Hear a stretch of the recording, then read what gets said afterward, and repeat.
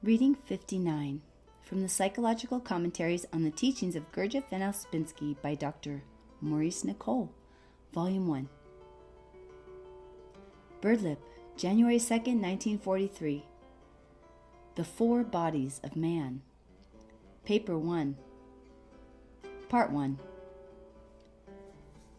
As this subject is of so great and significant a nature, and requires presentation from so many points of view in order to make possible any living grasp of its meaning, and to prevent it from being taken in an indifferent or merely formatory way, I have thought it best, after long reflection, to begin by a gradual approach.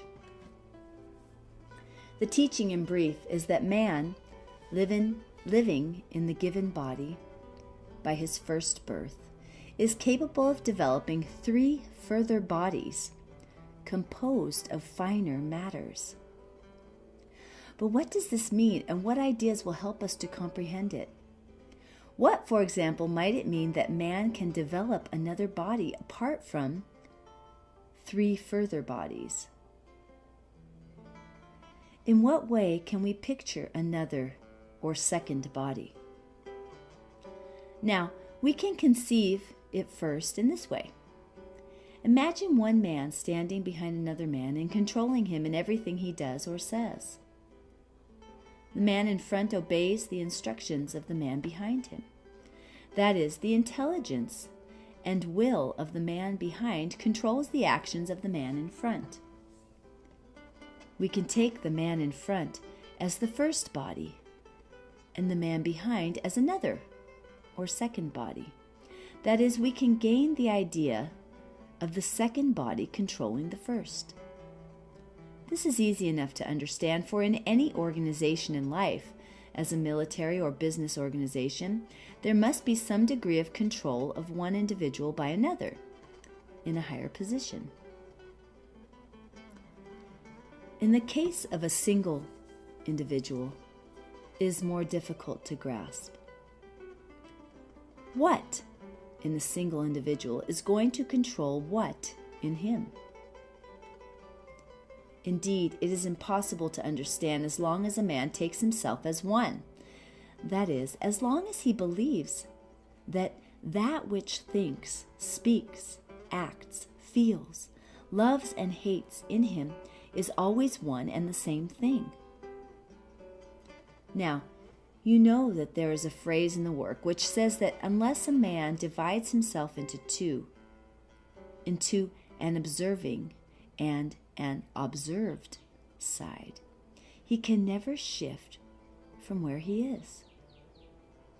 This is the starting point of all else. It is actually the starting point of another body, in the sense that unless this division begins in a man, unless he can become the subject of his own observation, nothing can ever develop in him that can eventually control him internally and make the outer man-machine obey. That is, no second body can be organized in him. Let us note here that the position of observing eye is always internal to what it observes. What is more external cannot observe what is more internal. This means that eyes that live in small mechanical external parts of centers cannot observe eyes that lie in more internal conscious parts of centers. As self-observation becomes deeper, more emotional, more real, and more necessary, the position of observing eye becomes more internal. Self-observation ceases to be superficial. Now, around observing eye gather all those eyes in a man that wish to work and bring about order in the house that a man is. This forms what is called deputy steward. The position of deputy steward is therefore internal to the superficial man. The man turned to life and driven by outer circumstances. And so it is therefore, among other things, internal to false personality.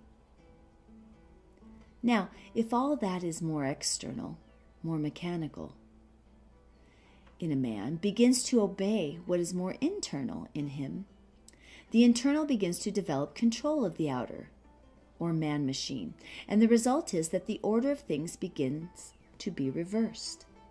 The man is no longer so easily driven by life, by external influences, by changing circumstances, and by characteristic reactions of his personality to life, and by the habits of the body.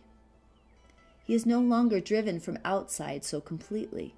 He is no longer a slave of his body, but begins to be controlled from within for brief moments. This can be expressed in the following way.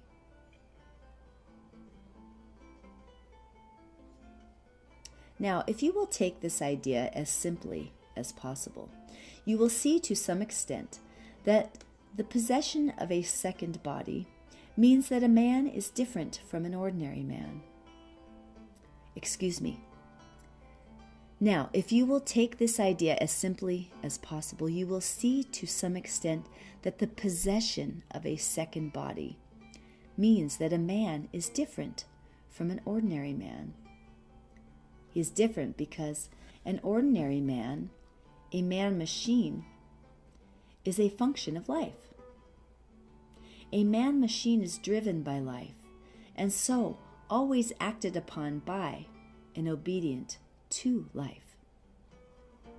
That is, he is driven from outside and from the more external parts of him. But a man who has begun to have something internally organized in him is no longer so easily driven by outer life, but is at times controlled from something within himself. That is, at times he works in a reverse direction. We may all imagine that we work already in this reverse direction, but this is only imagination. A very little sincere self-observation will show us that we are truly functions of life. We are driven by life and circumstances and have nothing or very little that is strong enough to resist being driven in this way. You must realize that each man is, of course, driven by life in a different way from other men.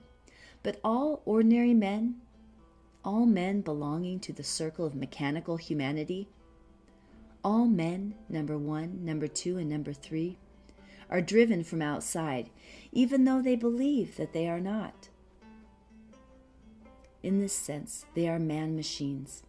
And this is because nothing internal in them has been developed to such an extent that they obey this internal thing and so resist the kaleidoscope of changing life. Nothing in them is strong enough to resist life, that is, strong enough to resist the reactions they ordinarily have to life. They certainly may notice they do not react to life as others do, and then they imagine they can resist life. This is mere illusion. Everyone reacts differently in his or her own way. Where one person reacts, another may not. But it is all the same. It is all mechanical, and life controls them through their particular, special mechanical and habitual actions, reactions to it. A good man fancies he is different from a bad man. An optimistic man feels he is different from a pessimistic man. A careful man thinks he is different from a careless man, and so on. Yet, all are mechanical. All are driven by life. All cannot help being what they are. And if they try to be different, they will all find the same difficulties of changing themselves confronting them. And this means that all are, psychologically speaking, without anything organized in them to resist the particular mechanical effects that life has upon them. That is, they all work, or rather, are worked from the life side. They are all different kinds of machines, reacting or working in different ways, but all are driven by the impact of outer life. They are mechanically good, mechanically bad, mechanically optimistic, mechanically pessimistic. mechanically this and mechanically that. That is the teaching of the work about mechanicalness, about undeveloped man and the man-machine who serves nature.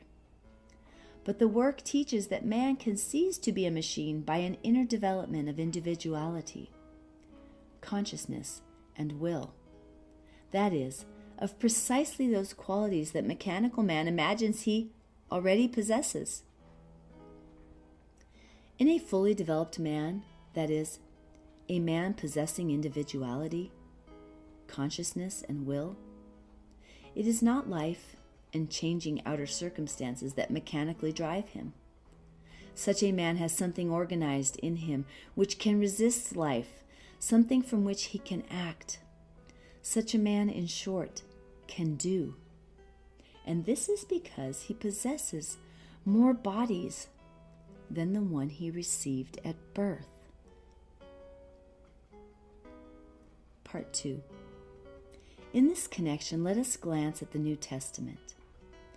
In the Gospels, Christ says that unless a man is reborn, he cannot enter the kingdom of heaven. Birth means a body, and rebirth, a second body. To be reborn is to have a second body. We know that Christ was transfigured and appeared to his disciples in another body. Again, St. Paul speaks about the natural and the spiritual bodies of man. Speaking of the resurrection of the dead, he says, "But some man will say, 'How are the dead raised up? And with what body do they come?' Thou fool, that which thou sowest is not quickened, except it die. And that which thou sowest not that body that shall be, but bare grain, it may chance of wheat, or of some other grain. But God giveth it a body as it hath pleased him, and to every seed his own body. All flesh is not the same flesh, but there is one kind of flesh of man, another flesh of beasts, another of fishes, and another of birds. There are also celestial bodies and bodies terrestrial. But the glory of the celestial is one, and the glory of the terrestrial is another. There is one glory of the sun, and another glory of the moon, and another glory of the stars. For one star differeth from another star in glory. So also is the resurrection of the dead. It is sown in corruption.